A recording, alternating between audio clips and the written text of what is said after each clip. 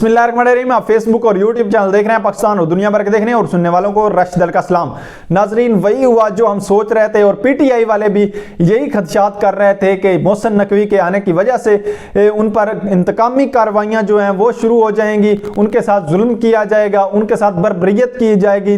तो वही कुछ हम देखने को जो हम कह रहे थे वही कुछ हम देखने को मिल रहा है। और बाज़ाब्ता तौर पर, बाकायदा तौर पर जो कार्रवाइयाँ, इंतकामी कार्रवाइयाँ तरीके इंसाफ के खिलाफ वो शुरू कर दी गई हैं। उन पर जो काम है वो कर लिया गया है, सारी फील्डिंग सेट कर ली गई है, सारे जो अफसरान हैं उनके तैनात कर लिया गया है। पहले जो अफसरान थे परवेज़ इलाही के दौर में वो उनको फारिग कर दिया गया है। तो ये सारा कुछ तकर्रियाँ, तबादले, ये सब कुछ करके अब बाकायदा तौर पर वो कार्रवाइयाँ शुरू कर दी गई हैं, क्योंकि इससे वो सोचते हैं कि इस सारी चीज़ों से, इन सारी गिरफ्तारियों से, इन सारे जुल्म सितम से इमरान खान साहब को वो कंट्रोल कर लेंगे। लिहाजा ये उनकी भूल है कि इस तरह से लोग को कोई कंट्रोल कर सके। एक जमहूरी पार्टी को, एक फेडरल जो पूरे पाकिस्तान में एक जमहूरी पार्टी है जो पूरे पाकिस्तान को इकट्ठा रख सकती है, इसको कंट्रोल करना इतना आसान है, लेकिन वो कर रहे हैं। और आपको एक खबर बता दूं कि रात गए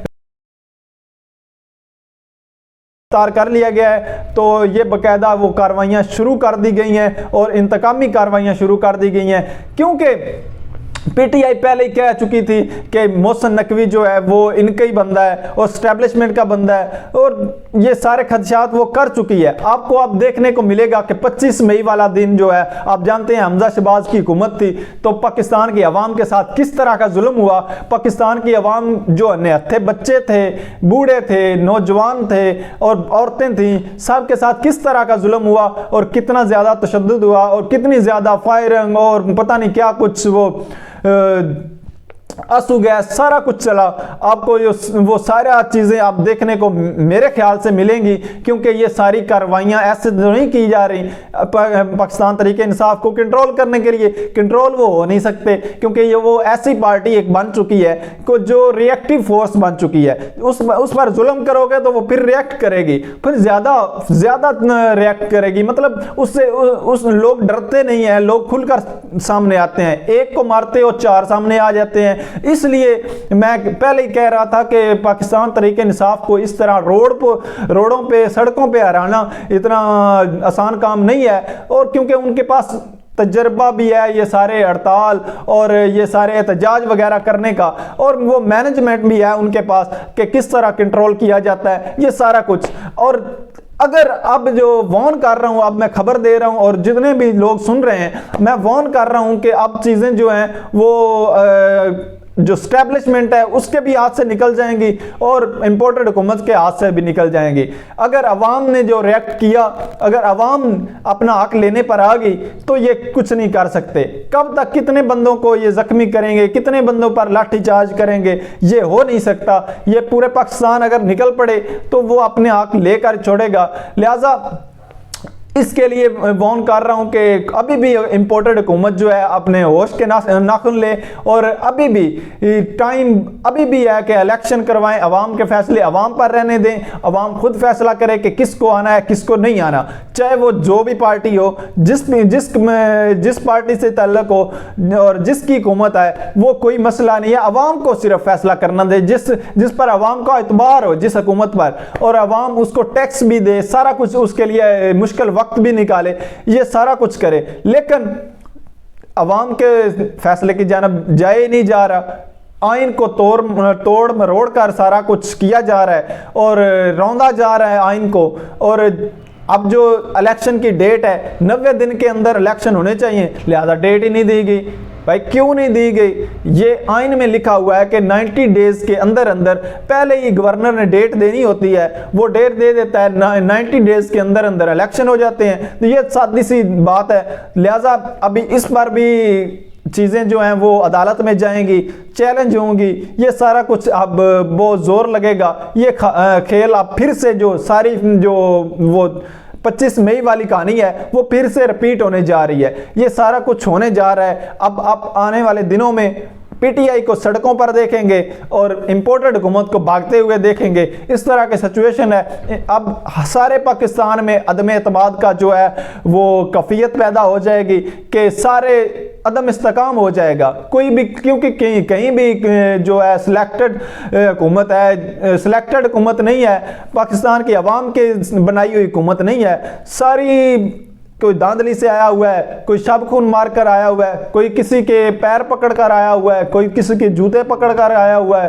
तो कोई किसी के हाथ जिस पर एस्टेब्लिशमेंट ने कोई लगा दिया गया है, इस नवाजे गए हैं लोग, तो उनको अपना तो मसला नहीं है, कोई उनको तो कोई टेंशन नहीं है, उन्होंने ना इलेक्शन लड़ना है और ना ही कोई उनको मसला है, तो लिहाजा वो तो फैसले करेंगे अपने मफाद के लिए, जो उनके मफाद के लिए होगा वो उनके मफाद में होगा, वो फैसला कर देंगे। लिहाजा अब जो मोहसिन नकवी है इसका बनता ही नहीं था, एक तो नैबज़दा, दूसरा ये एक चैनल का मालिक है और चैनल के लिए मीडिया मैनेजमेंट किसको आती है, तो इसको लगा दिया वो मीडिया को सारा कुछ, वो इश्तिहारात, उसने ना तो लड़ने इलेक्शन, फिर भी इश्तिहारात, और बाद बड़ी बड़ी वो तकर्रियां तबादले भी कर रहा है, ना तो उसको बनाया गया था निगरान वजीर आला, तो निगरान वजीर आला तो बस 3 माह के लिए होता है, वो अपना चुपके से काम करता है जो उसने करना होता है। लिहाजा ये तकर्रियां तबादले, ये सारी सियासत को लेकर चल रहा है, ये ऐसे नहीं है, ये एक कहानी बनाई गई है, एक स्क्रिप्ट लिखा गया है, उसके मुताबिक जो सारा काम है वो किया जा रहा है। और मोहसिन नकवी के लिए अब चीज़ें जो है मुश्किलात होंगी, क्योंकि अवाम जो है उसमें शऊर बहुत ज़्यादा आ चुका है और ये सारी चीज़ें वो जानती है। और अब इमरान खान साहब खुद आएंगे, अभी तक वो खुद नहीं आए, तो कल वाला आपने देख लिया होगा, आज रावलपिंडी में अभी आप देख लेंगे कि किस तरह लोग निकलते हैं और क्या कुछ इनके साथ होता है, लेकिन अभी तक इमरान खान खुद नहीं आया। अगर वो खुद सड़कों पर आया तो देख लेना कि क्या असर होगा आपका। तो ये चीज़ें अब सादा नहीं रहेंगी, अब चीज़ें जो हैं वो तब्दील होने जा रही हैं और ये सारा गुत्थम गुत्था हर चीज़ कशीदगी की जानब जा रही हैं सारी चीज़ें, और कशीदगी आपको देखने को मिलेगी।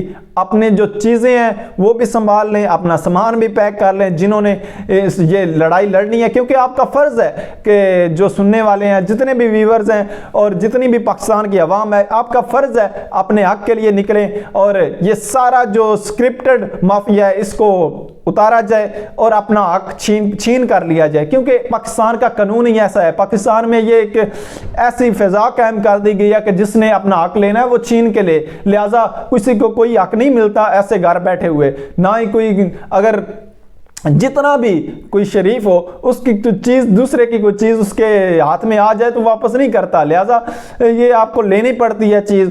तो पाकिस्तान की एक ये रियलिटी बन चुकी है, तो लिहाजा आपको भी अब निकलना पड़ेगा और इस हुकूमत के खिलाफ, इम्पोर्टेड हुकूमत के खिलाफ अपना हक जो है वो लेना पड़ेगा। ये मुट्ठी भर लोग हैं, मुट्ठी भर थोड़े से बिल्कुल लोग हैं जो हमारे जो पूरे निज़ाम को जकड़े हुए हैं और सारे निज़ाम को ये इस जकड़ कर अपने मफाद के लिए चला रहे हैं, और NRO 2 भी लिए जा रहे हैं और NRO 3 भी लिए जाएंगे। ये सारा कुछ होगा तो ये कानून में चेंजिंग भी कर सकते हैं, ये कुछ भी करके अपने आप को बड़ा एक पवित्र बना सकते हैं, और जिसने किए कुछ नहीं है, दूध का धुला हुआ है। तो ये सारा माफिया जो है इसके खिलाफ हमें निकलना पड़ेगा, ये सारी हम चीज़ें देखनी पड़ेंगी, निकलने पड़ेगा, इसको चैलेंज करना पड़ेगा, इनके सामने खड़ा होने पड़ेगा, तब जाकर अपना हक जो है वो हमें मिलेगा। लिहाजा ये हमारा हक है कि हम खुद चूज करें कि कौन सी हुकूमत हमारे लिए अच्छी है, कौन सा बंदा हमारे लिए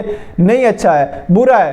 तो ये सारे तो हमारे ऊपर था, हम पाकिस्तान की आवाम जो है उसने चुनना था।